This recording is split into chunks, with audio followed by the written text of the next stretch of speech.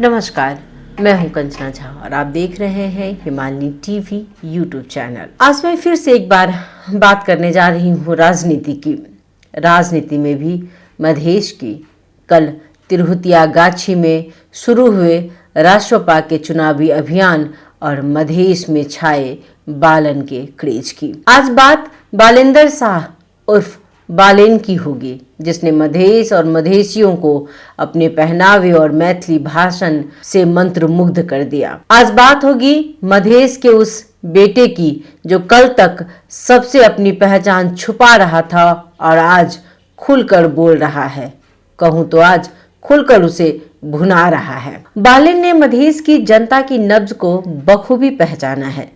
कल जिस रूप में वो जनकपुर में नजर आए और जिस अंदाज से उन्होंने अपना भाषण दिया, उससे साफ पता चलता है कि उन्होंने भावात्मक रूप से मधेसी जनता के मन को जीत लिया है। कल सुबह कुर्ता पैजामा में सजे बालेन ने सबसे पहले जानकी मंदिर जाकर मां जानकी का आशीर्वाद लिया।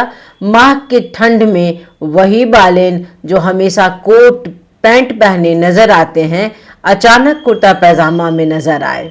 क्यों? मैं किसी के पहनावे पर कोई बात नहीं करना चाहती, लेकिन क्यों, ये सवाल मन में तो आ ही सकता है कि इस ठंड के महीने में यही पहनावा क्यों, यही परिधान क्यों? बालेन तो हमेशा कोट पैंट पहनते हैं ना, लेकिन मधेश की धरती पर आते ही यह पहनावा धारण करना क्या दिखाता है? यह मधेश के लोगों को सोचना चाहिए। क्या सिर्फ पहनावा बदल देना, मैथिली में भाषण दे देना, यही मधेश प्रेम है? नहीं, और हरगिज नहीं। मैं किसी भी व्यक्ति के पक्ष विपक्ष की बात नहीं कर रही हूं, लेकिन मधेश के लोगों को सतर्क होना बहुत आवश्यक है। मधेश जाने के बाद तो ओली, प्रचंड, माधव नेपाल सभी यही करते आए हैं। हिंदी, भोजपुरी और मैथिली में भाषण देते हैं। तो क्या वो सच्चे मधेशी हैं या फिर मधेश के हितैषी हैं? सच तो यह है कि मधेश को भावनाओं के मंच पर बार बार इस्तेमाल किया गया है। इस बार भी मधेश का इस्तेमाल न किया जाए, इसके लिए मधेश की जनता को सोचना होगा। बालेन ने या राष्ट्रपा ने आखिर क्यों चुना मधेश को चुनावी अभियान की शुरुआत के लिए? पहली बात राष्ट्रपा की करूंगी। राष्ट्रपा को भी मधेश से डर लगता है। उसे लगता है कि यहाँ उसका सिक्का नहीं जम पाएगा। कुछ ऐसा करे ताकि लोगों में उम्मीद आ जाए, और बहुत सोच समझकर योजना के तहत उन्होंने काम किया और बालेन को, जो कभी अपने आप को मधेसी मानता ही नहीं था, उसे मधेश में आकर मधेशी बना दिया और नारा दिया मधेश के बेटा को प्रधानमंत्री बनाना है। दूसरी बात बालेन की करूंगी। बालेन भी जानते हैं कि काठमांडू के वे लोग जिनके घरों को उन्होंने तोड़ फोड़ दिया था, बहुतों के रोजगार को छीन लिया था, काठमांडू में वो स्वयं को कमजोर पा रहे थे। उन्हें पहले की तरह काठमांडू के लोगों पर विश्वास नहीं था। वो भी किसी चमत्कार की ही प्रतीक्षा कर रहे थे। अवसर मिला, कूद पड़े। कितनी सफल राष्ट्रपा होगी, कितने सफल बालेन होंगे, ये तो आने वाला समय बताएगा। हाँ, लेकिन खेल में सभी लगे हुए हैं। कल के उनके चुनावी सभा को लेकर, उनके भाषण को लेकर के अगर बात करें तो उनकी दो बातें, बालेन की दो बातें शायद सभी को अच्छी लगी। पहला, उनका मैथिली में भाषण देना और ईमानदारी पूर्वक इस बात को स्वीकार कर लेना कि काठमांडू के मेयर रहते हुए वे मधेश के लिए कोई काम नहीं कर पाए। फिर भी मधेश की जनता ने उन्हें पूरा मान सम्मान दिया है। ये मधेश की संस्कृति है कि हम सभी को अपना लेते हैं। तो अभी चर्चा का विषय मधेश में बालेन या बालेन ने जो अपने आप को समा लिया है मधेश में, इस पर कर रही हूं। कोई कहता है कि मधेश का बाहुबली है बालेन, तो कोई कह रहे हैं कि बालेन नायक है मधेश का। लेकिन यह भी सच है कि बालेन अभी अभी मधेश में जाकर मधेशी बने हैं। और सवाल अब यह उठ रहा है कि जब वो सत्ता के केंद्र में थे तब मधेश कहाँ था? यानी जब वो मेयर बने तब उन्होंने मधेश के लिए क्या क्या किया था, इस पर क्या हम नजर नहीं देंगे? केंद्र में रहकर आपने मधेश और मधेशियों के लिए क्या काम किया है, क्या इतिहास इस बात को नहीं पूछेगा? आज तो वोट मांगने का समय है, कल तो काम करने का समय था, तो उस वक्त तो आप चूक गए। तो जो चूक गए तो चूक गए, वो समय अब वापस आने वाला नहीं है। जनता कभी नहीं भूलती, जनता को याद ही रहता है, हर बात जनता याद रखती है। आपको याद है ना, जब वो मेयर बने तो दबी जुबान में काठमांडू में सभी ने बात की थी, मधेश का बेटा है, काठमांडू का मेयर बना है, मधेसी है, मधेश के लिए कुछ करेगा। उम्मीदें जगी थी और ये उम्मीद करना भी कोई गलत नहीं है। उम्मीद भी हम उनसे ही करते हैं जिन्हें हम चाहते हैं। बालेन मधेसी है, इस बात को हो सकता है काठमांडू के बहुत लोगों को जानकारी नहीं हुई होगी, लेकिन मधेसी को पता था कि बालेन मधेसी है और इसलिए मधेसी जनता ने उनसे बहुत सी उम्मीदें कर रखी थी। लेकिन हुआ क्या? सब टाई टाई फिस। सबसे पहला निशाना बनाया उन्होंने उन गरीब मधेसियों को जो साइकिल पर सब्जी और फल फूल बेचा करते थे, जो चटपटी और पानी पूरी बेचते थे।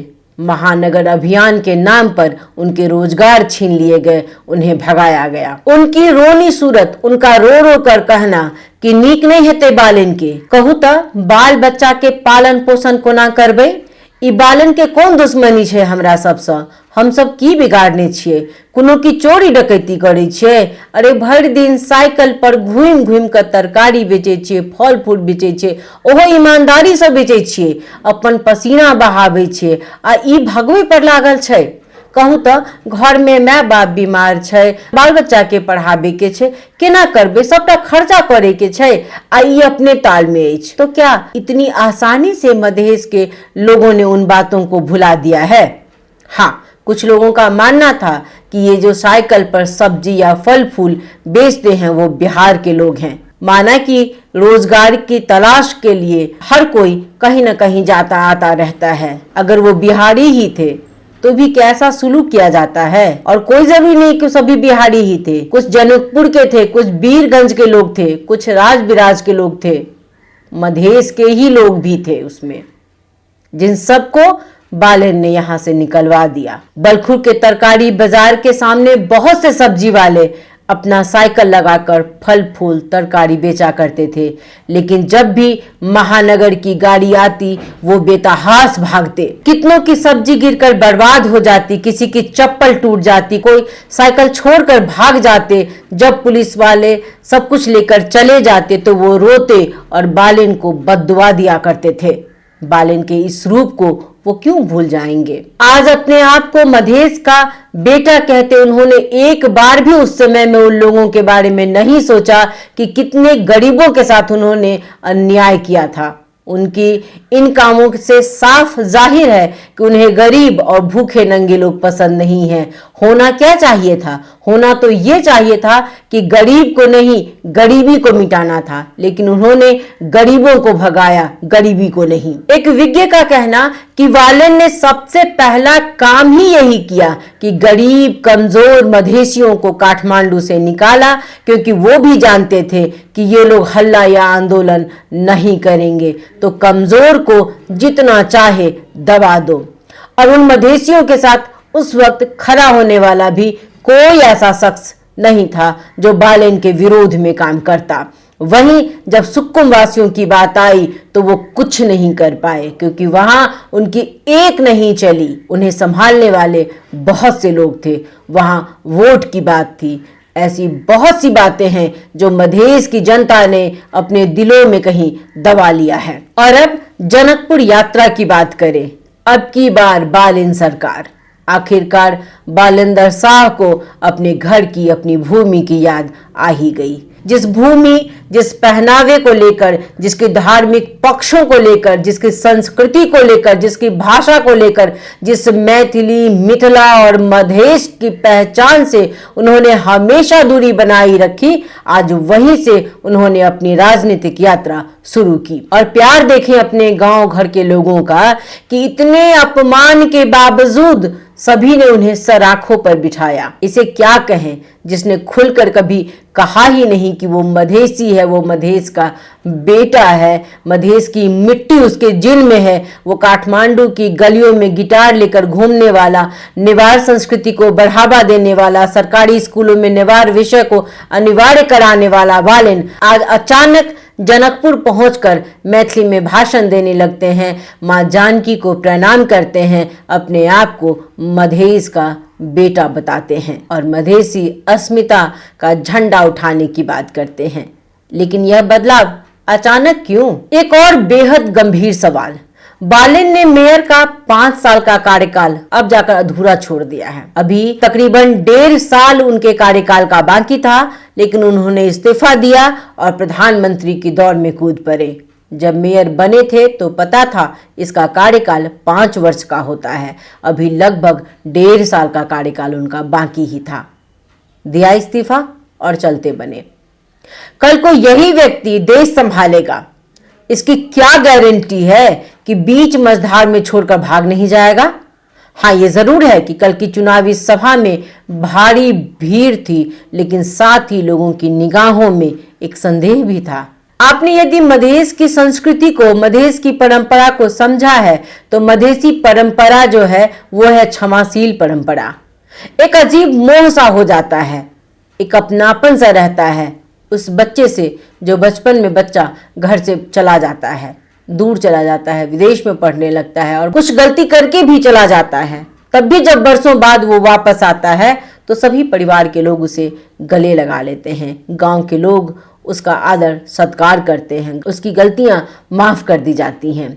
लेकिन अब समय सिर्फ गले लगाने का नहीं है, माफ करने का नहीं है, समझदारी से सोचने का भी है। मधेश के व्यक्तियों को यह कभी नहीं भूलना चाहिए कि ये वही बालेन है जिसने काठमांडू के मेयर पद पर बने रहने के बावजूद कभी नहीं कहा कि वह मधेसी है या मधेश का एक बेटा काठमांडू का मेयर बना है। मधेश के लोगों को तो उम्मीदें थी, लेकिन बालेन ने इन सब को अपने आप से दूर रखा। काठमांडू में कई बार उन्होंने कहा कि प्रदेश को खारिज कर दिया जाए, लेकिन वही कल जनकपुर में कह रहे हैं कि प्रदेश को इतना मजबूत बनाया जाए कि अधिकार मांगने काठमांडू नहीं जाएं, घूमने जाइए, पशुपति दर्शन करने जाइए, लेकिन अधिकार मांगने के लिए काठमांडू जाने की अब जरूरत नहीं होगी। वहां जाते ही सोच बदल गई या हृदय परिवर्तन हो गया? हाँ, ये जरूर है कि मधेश की जनता को यह समझाना बहुत जरूरी है कि बार बार उनका राजनीति में प्रयोग किया जाता है, बार बार वो ठगे जाते हैं, इसलिए सावधान रहें। किसी तरह के नकली पहचान गढ़ने वालों के नाटक में नहीं आए। अब बचे प्रयोगशाला बनने से। जो अब तक आपका प्रयोगशाला के रूप में प्रयोग करते आए हैं, कृपया अब बचें, क्योंकि ऐसे कई बार पहले भी हो चुका है जिसमें मधेसी को, मधेश को ठगा गया है। मधेश को चाहिए मधेसी आत्मा वाला नेता जो सम्मान दे, अधिकार दे और उसके स्वाभिमान की रक्षा करे। जो नेता समय, जगह और भीड़ देखकर रंग बदलते हैं वो किसी के नहीं होते। अपनी पहचान, अपनी संस्कृति, अपनी भाषा, अपनी बोली का तो लोग दुनिया के किसी भी कोने में रहे तो गर्व करते हैं, लेकिन जो अपनी भाषा, संस्कृति और पहचान पर गर्व न करे उससे सावधान रहना समझदारी है। ये एक राजनीतिक एजेंडा हो सकता है, मधेश और मधेशियों के प्रति प्रेम हरगिज नहीं। बहुत बहुत धन्यवाद। नमस्कार।